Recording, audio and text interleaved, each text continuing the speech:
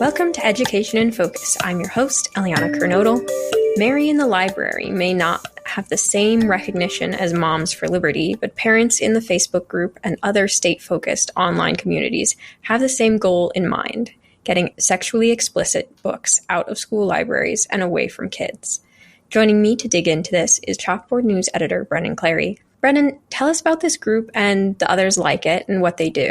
Yeah, so Mary in the Library started in Indiana and has expanded to other states with different variations of it. And I was very confused at first because I saw Mary in the Library and then I saw Laverna in the Library and different iterations of this with the same kind of photo. So there's an older woman standing in front of a library with kind of a shocked expression on her face. And I was like, what's going on here? So I wanted to figure out who started the Facebook group or who's behind it, and if they're connected, and basically just try to figure out what are they trying to do here. So I talked to Brooke Stevens, who is the woman who runs the Laverna in the Library, so the Utah page.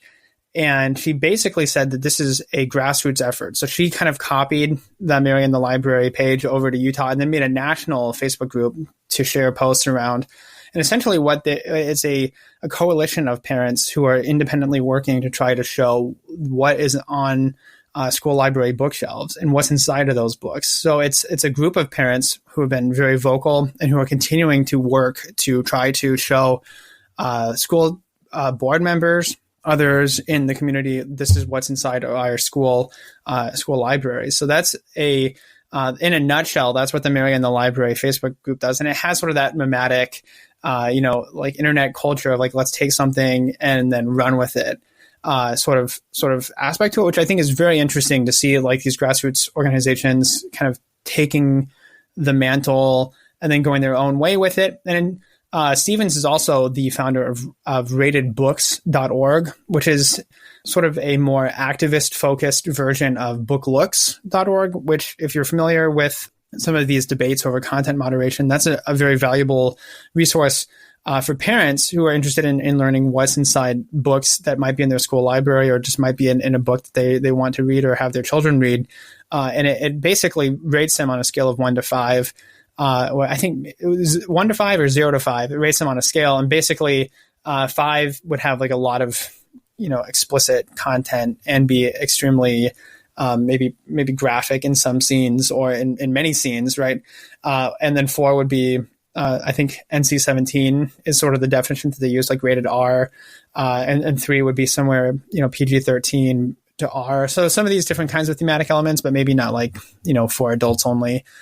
So essentially that rated books, Stevens' version of that, it goes a little bit further and says, here's where you can kind of take the fight to the school board, or here's a different kind of state organization that's in your area and you can find them. And so she's very focused on trying to help build coalitions that are already springing up organically, work together to try to show what's in school library. So in a nutshell, it's these different kinds of parent organizations that are sort of independent and also sort of working together.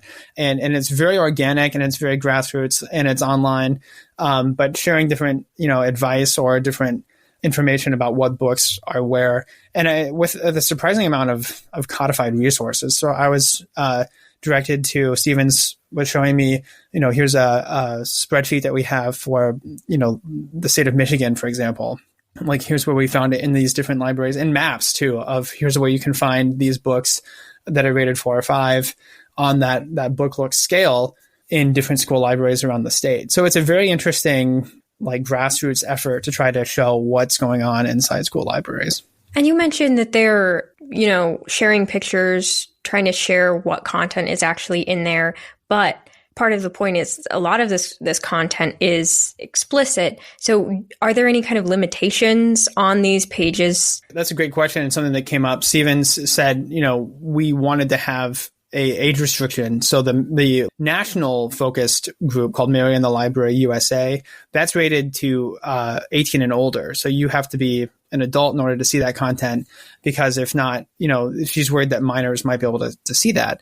And so then when you share that to a school district, for example, or to a different, local page, then a minor would not be able to see it. Now, again, like if you sign up for Facebook as if you were 13 and you were only 7. Like, I don't know how much that would help, if you're getting on Facebook before you're supposed to be on Facebook, but that isn't a preventative measure to try to say, hey, we're careful about this.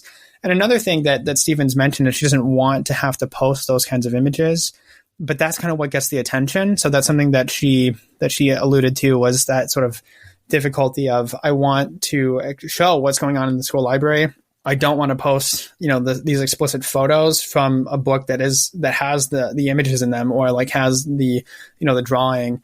But I feel like I have to, because that's how you get the change. That's how you get people to see this is what's actually going on in the school library. So I think that is also one of those tensions of, you don't want to encourage that necessarily from their point of view, but you do want to, make sure that that's out there, that so people know that these are actually in school libraries. Kind of a central question in this whole debate has been over whether these are actually explicit, whether they're explicit enough to be removed. Can you get into that? Yeah, I think that is one of the central questions of like what constitutes pornography, essentially. Like, if it does an explicit scene in a book make it a material that's harmful to minors, or like remove it from being a work of art, essentially. And that's one of the questions that, is going to continue to be debated, I think, of at what point do we say this no longer should be allowed in our school libraries.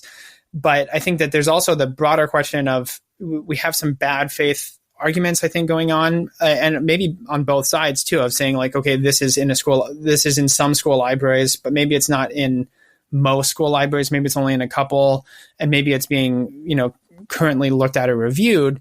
But I think often we've heard that from the proponent side of like keeping these books in schools, who are saying, look, this is a very small majority of parents who want to limit student access to these titles. And they say that, there's really not that kind of content in there, and that they're trying to fight for these books to stay in the shelves.